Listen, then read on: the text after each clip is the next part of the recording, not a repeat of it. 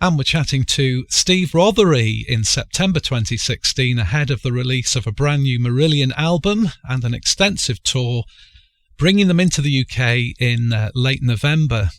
We should say that the new album is coming out September. It's also available SACD. I think so, yeah. Yeah.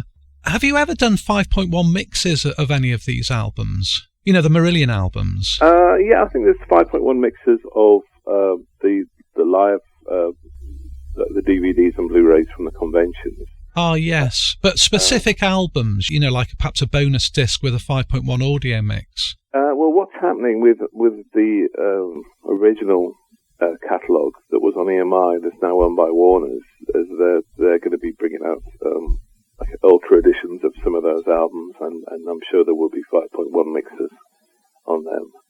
Is that something that you're interested in? You know, like we chat to, for instance, Steve Hackett's very into this, isn't he, the 5.1 mix? Do you think it makes a hell of a difference, or, you know, you're fairly philosophical about it?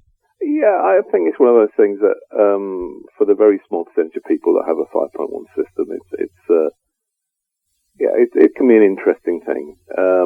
The thing is, most domestic 5.1 systems are set up for home cinema use. It's quite rare you'd find someone with like a hi-fi 5.1 system. But yeah, it can add a different dimension to what you do. I think it could be quite an immersive experience. Which is basically what Marillion's all about. It is an immersive experience, isn't it? So, absolutely, yeah.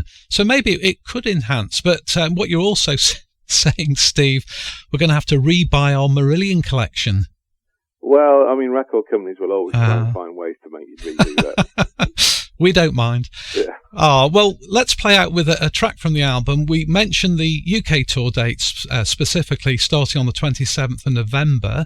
And we should also mention the Marillion weekends. In 2017, you're travelling to South America and Poland. Yes, yeah. First time for a convention. Yeah, so that's a unique experience. And for those listeners who aren't aware of this, it's when you play completely different sets of music over several nights with nothing repeated.